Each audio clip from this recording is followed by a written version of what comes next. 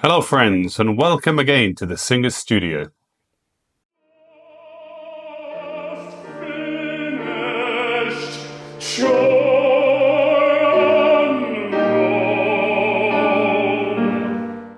Hi there, welcome to this video. This is one of a series of videos that I'm recording about how to be a singer. Not technically, can't replace one-to-one lessons, got a video about that coming up, but all around about being a singer. Today's video is probably the most important thing that I'm going to talk to you about on these videos, and I'm going to probably return to it many times, and that is being a smart singer, developing a professional attitude.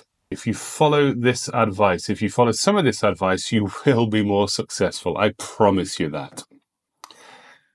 When the young singer decides to make singing their life, either professionally or amateur, they think it's all about talent, how good their voice is, how loud they can sing, how high they can sing. But that is absolutely not the truth.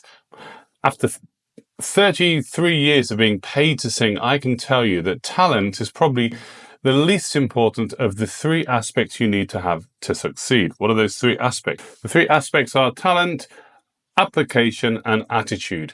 And of the three, the attitude, the professionalism, the way you deport yourself, that is what is going to see you enjoy a long time being asked to sing the main roles or at the front of the stage or fronting the band or however you sing. And that's what we're going to talk about here. Because the difference between the absolute best, the legends, and the very good is actually smaller than you think. And unless you are Pavarotti or of that standard, you cannot get away with being a bit of a jerk when you sing. Developing a professional attitude, being pleasant to be around, being absolutely reliable. The people that book you to either pay you or engage you in an amateur production know that you will learn the roles, that you will do a great job. That is what we're going to be talking about here. Now, it's very easy for me to say, hey, have a great attitude, be professional. But what's really difficult is to define what that is. And I'm going to try to help you with that today. So stick around, get a coffee. It might be a little longer, this video, but we're going to talk a lot to talk about here. So let's go. First thing I want to tell you is that you have to be self-aware. You have to be able to see yourself as others see you. You have to know what you offer. A short, ugly person is going to struggle to play the handsome, tall lead. Somebody with a large figure is going to struggle to convince that they are dying of consumption on stage. In today's world, even though we talk about everybody can be anything, etc., when they're actually paying you, that isn't true. You may get lots of likes on social media to claim that your body size is your body size and nobody has anything to say about it, and that's absolutely fine, but you're going to struggle to get work. So know yourself. Pavarotti was a large singer and he played young romantic leads, but he was Pavarotti. He was extraordinary. I've met so many young singers who are totally unsuited to the roles that they want to sing physically or temperamentally. Young singers who look funny, short, fat, odd, who think they're going to be 6-foot heroes on stage. You're not. And they struggle to get work. And when people offer them the roles that they should be doing, they're angry. And what are you thinking to give me that role? You've got to know what you offer the people that are going to pay you or book you. It's really, really important to be self-aware. And it's not just for your talent and your voice that you've got to be self-aware, but being self-aware generally, seeing yourself as others see you. Are you a nice person in the dressing room? Can you define what it is that is stopping you from succeeding? Is it because maybe you're a bit of a diva or a divo? Be self-aware. Look at yourself as others see you. Can't stress this enough. This next point I shouldn't even have to make, but I do. You have to learn your music. You have to learn your words. You have to turn up for the first rehearsal prepared. It's astonishing how many young singers I sing with fresh out of college that have had 7 years at a music conservatoire where they've been spoon-fed the music they have to learn with lots of free coaching every week, and they turn up for their first jobs and they think it's the same thing. It's not. You need to learn the music yourself, or you need to pay someone to help you learn the music. I'm going to say this a lot. We all talk to each other all the time. We know who is reliable. We know who isn't. You're being judged from the very first time that people see you in the rehearsal room to the performance on stage with the critics watching you. You're being judged. turn up not knowing your music, well, you're going to have to do really well after that to change their mind that you're not a waste of time. And if you do mess people about, if you are the person that's stopping the rehearsals and annoying everybody while you keep making mistakes, you won't get a second chance. You've got a reputation. There are a lot of singers out there that we all know who have absolutely incredible voices who are working in Tesco's. And I've recommended singers like that. I've worked with a singer who maybe has done a role somewhere else and that thus has learned the role. And I say, oh, this person's fantastic. He'll be great for you in this role. And they turn up and it's a new role and they just annoy them, people. Not knowing the music make me look foolish. So I won't recommend them again. Learn the music. Turn up for the first rehearsal with it memorized. Be the person that's there, ready to go. Learn your music. Turn up on time. Do not be late. There's never an excuse for being late. If you are going to be late, send a live location on your phone. We all have this ability. Always plan to get there 15 minutes early so you can prepare yourself, get your coffee, put your music out, look at your music. You're ready to go. 10:30 rehearsal, you're ready to go at 10:25. You're standing there waiting. Be on time. Have a reputation for being on time. Do not be late. Never an excuse. These things apply to the amateur scene as well. We all know singers who don't learn the music in the amateur scene and who claim to have a more busy life than anybody else. They don't. We all have busy lives. We have to have a routine outside of our singing life or performing life that is not chaotic. If you've got a home life that's chaotic, sort it out.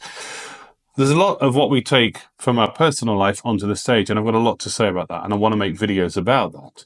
But having a chaotic life and taking that chaotic life into the rehearsal room and then onto the stage is an absolute no-no. Don't think that just because you're an amateur, you've got a busy job, that's okay. It isn't. This is an important one. Don't let your physical condition be a defining characteristic. If you're ill and you're turning up for a job, if you can sing, you can sing. If you can't sing, you can't sing. If you really shouldn't be singing and there's nobody else to do the job, okay, you turn up. But if you're able to sing, you sing without any fuss. I know so many singers who have the scarf on. They turn up for rehearsal. Oh gosh, I can't sing. Everybody runs around like headless chickens. There's panic. The conductor is sweating. The singer sits in the corner, not eating the specially prepared food for them. They're steaming. They're telling everybody about how sick they are. They have an announcement before the concert and they stand up and then they sing brilliantly and everything's fine. And at the end, everybody is so relieved. And the singer drives home thinking, aren't I a hero? Aren't I wonderful? And then they're confused as to why they don't get asked back. It's because you've made a fuss. And the people that write the checks don't want to have added stress. If you can sing, you sing. You don't have an announcement. You only have an announcement if you're singing because they can't get anybody else. I've recently had to sing several shows when I was unwell. I didn't have an announcement. I was very ill. I had a very bad cold that was threatening to go on my chest. And because I had a lot of shows, it lingered for several weeks. I had good reviews for my work. I had good ovations. A couple of critics did notice that I was struggling a little bit, but I made up for it with everything else that I did. I hope that I didn't create too much of a fuss. I was obviously not well, but I hope I didn't put my colleagues off by my own physical condition. I'm going to make a video of this separately, a short video, because this is really important. We all get colds, but do not let that define your performance, and do not let the other performers suffer because of how you feel on the day. Okay, let's talk about the rehearsal process. Take a pencil to the rehearsal. Or if you, on a tablet, have one of those electric pencils, an iPad or something. Do not leave your score in the corner. Have your score, have your music with you. In the Sitzprobe is the orchestral rehearsal before the main rehearsals. In the Sitzprobe, look at your music, have it in front of you. The orchestral rehearsal is for the conductor to gauge the balance, one of the things it's for, between the singers and the orchestra. So in a Sitzprobe, which is when we're suddenly, again, we're not having to wear costumes, we're not having to do all the business on stage, we can just stand and sing. Tell me, fellow professionals, how often do you see this? Screaming their heads off, singing as loud as they could. Maybe they've got their iPhone or their Android phone down there recording it. Isn't it wonderful? Oh, it sounds fantastic. Then it gets to the stage rehearsal and the conductor thinks, well, when this singer sings, I can up the volume of the orchestra a little bit because they've got this loud, powerful voice and they can't hear them on stage in the theatre. The Sitzprobe is your opportunity to go back to the score with the conductor conducting and make sure that everything you're doing is everything you wanted to do several weeks ago when you started the rehearsal period. It isn't an opportunity for you to have a jolly good sing, really screaming your head off and making the orchestra too loud. Again, this is being smart, yeah? Use these times. In the rehearsal period, it's great to have a laugh. It's great to make jokes, but don't let that interfere with other people's work. Have this concentrated attitude. You may not like the director, you may not like the conductor, but unless there's a really serious issue, don't annoy them. They might be the people that give you your next job down the line. Be polite and civil. Be friendly. Don't be part of the little voices in the corner complaining that the rehearsals are boring or it's too long. Remember, you're very lucky to be in a rehearsal room. You're doing a job you love. So don't complain. Don't be part of the complaining, moaning sect of singers in the corner. Comport yourself with friendly professionalism. Be nice to be around. Remember, people want to book you because you're good, you're professional, and you're pleasant. Even if you're not, try to be like that.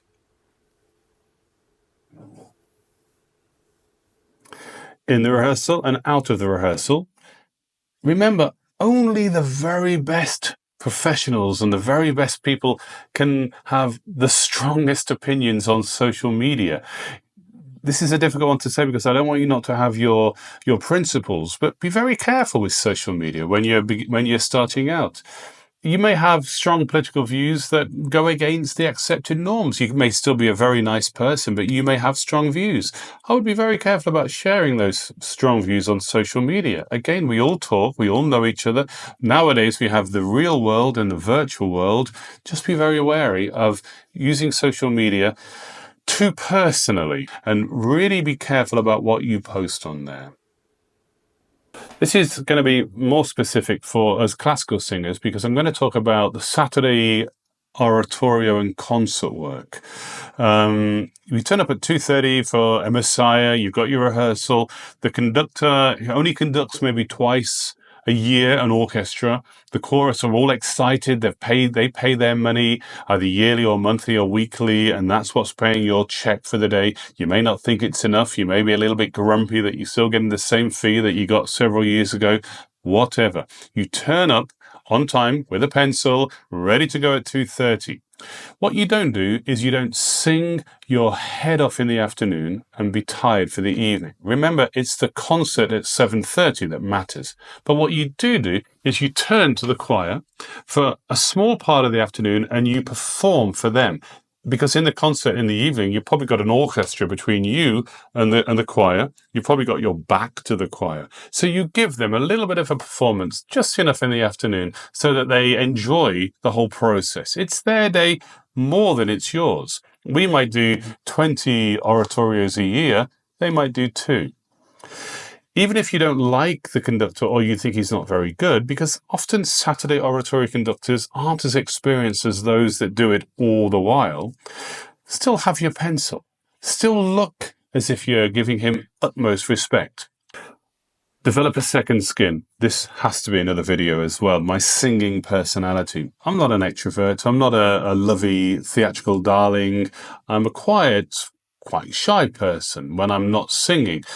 But when I'm singing, I can be anything, and I have done anything and everything on stage. Also, singing can be very emotionally exhausting. We put ourselves out there when we're exploring emotional depths and truths, blah, blah, blah. We're opening ourselves up, and people can be critical of us and can say quite hard things to us, then that in another profession would probably see that person be sacked. Not in the world of the arts. You have to have a thick skin. It's having a singing personality. When I was a student at college, they told me that I couldn't be a professional singer because I wasn't the right kind of theatrical person. That was, of course, nonsense.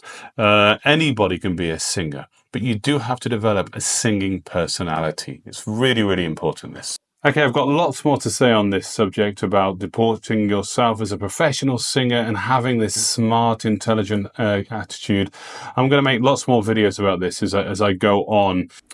Okay, guys, I got lots more to say on this subject, but I think I'm going to wrap it up here for now and come back to it. Drop me, as I said before, drop me a like, drop me a subscribe, get involved, comment down below, go to the Facebook page and write posts and start conversations. I would love for this to be a collaborative effort. I'm not doing this for any other reason that apart from I want to share the knowledge that I've been lucky enough to accrue through my many, many years of being paid to sing, 33 now, I think. And I would love for us to have some kind of like discussion going forward. And the things that I've missed, if you disagree with anything I say, let me know. But please be respectful and courteous, etc. This is a nice, friendly studio that I want to make. I just want to say one more thing.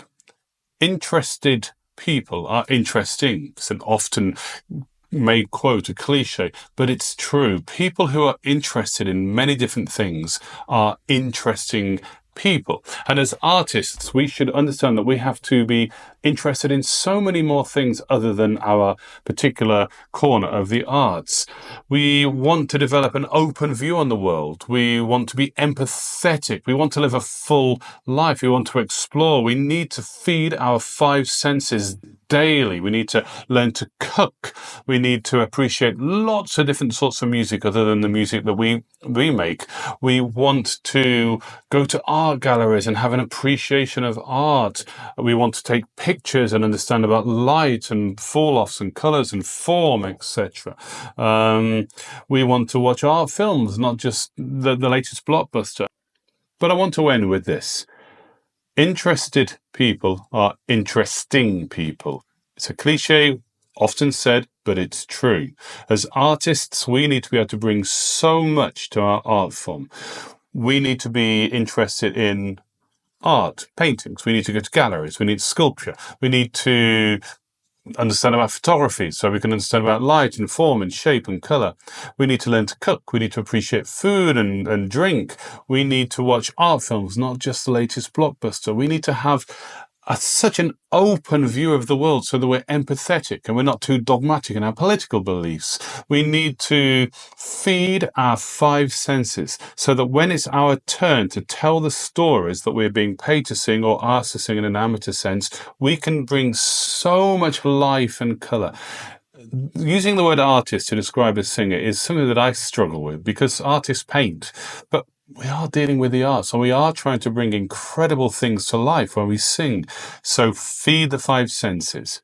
Develop that attitude as part of your whole gamut of smart so that when you turn up to sing, you are bringing so much more than just a beautiful voice.